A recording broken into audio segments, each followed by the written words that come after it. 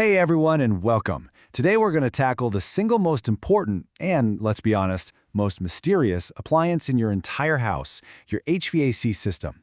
We're going to break down why it fails, what you should do when it does, and maybe most importantly, how to stop that disaster from ever happening. So let's just dive right in. You know that feeling, right? That pit in your stomach. It's the hottest day of the year, the air inside is starting to feel heavy and warm, and then it hits you. The AC is dead.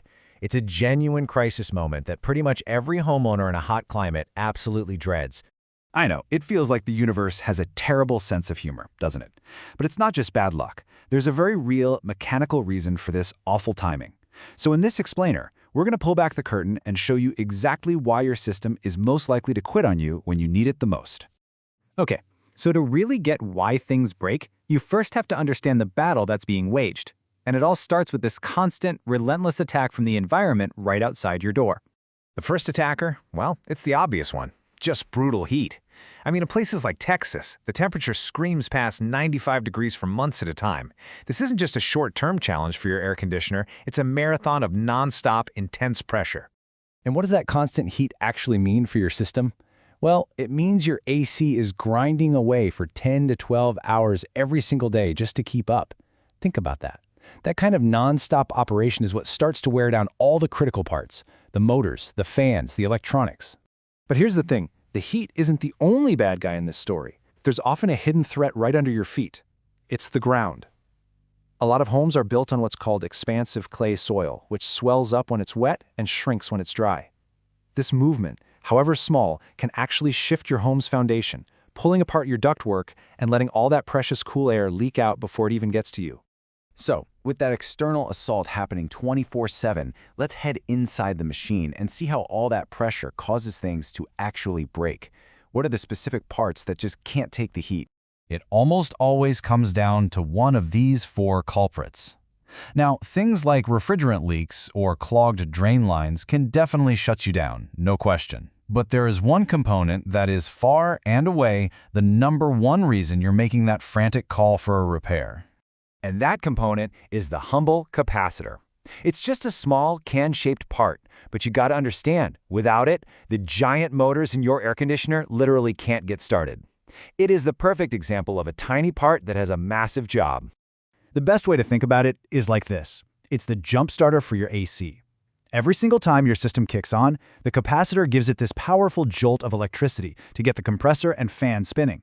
It's the essential go signal for the whole operation. So, why does this little workhorse fail so often? Well, it lives inside that outdoor unit, which is getting absolutely baked by the sun. The temperature inside that box can get up to 150 degrees. That kind of extreme heat literally cooks the capacitor from the inside out, breaking down the sensitive guts until it just can't deliver that jump start anymore. It's basically the system's weakest link. Okay, so your system is dead. The technician has figured out what's broken, and now you are staring down one of the most stressful financial decisions a homeowner has to make. This is the big one, isn't it? You pour more cash into an older system hoping it'll last, or do you just bite the bullet and invest in a brand new one? It feels like a total gamble. But guess what? There's actually a super simple rule to help you decide. It's called the $5,000 rule. All you do is multiply the age of your AC in years by the estimated cost of the repair. It's a really quick bit of math that can bring a ton of clarity to a very, very expensive decision.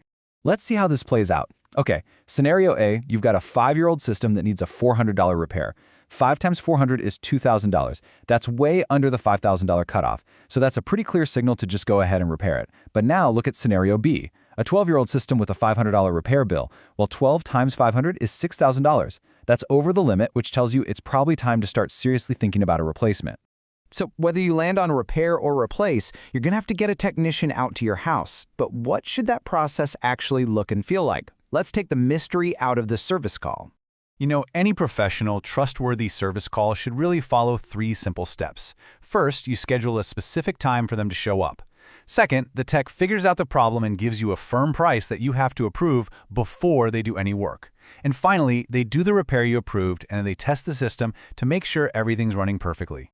Here's what you should absolutely demand from anyone you hire. A specific arrival window, not some vague, we'll be there sometime between 8 and 5. You want a clear explanation of the problem and the price before they even pick up a tool. And finally, they should guarantee their work. Don't ever settle for less. All right, we've spent a lot of time talking about what to do when you're in crisis mode. But the real goal here is to get ahead of the problem, right? So let's wrap up with a simple playbook to help you shift from panicking to preventing. This right here is the bottom line. It's just like changing the oil in your car. Getting your HVAC system serviced regularly is the single best thing you can do to catch wearing out parts, like that capacitor, before they have a chance to fail on the hottest day of the year.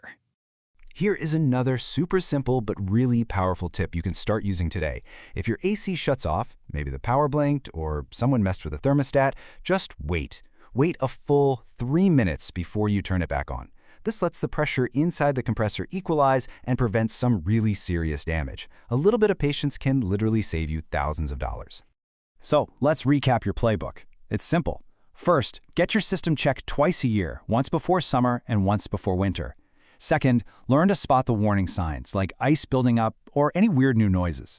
And third, when you do have to call for service, be an empowered customer. Ask questions and always demand the price up front. When you think about it, your HVAC system works tirelessly, day in and day out, just to keep you comfortable. It really is the unsung hero of your home. So the only real question left is, are you treating it like one? Thanks for watching.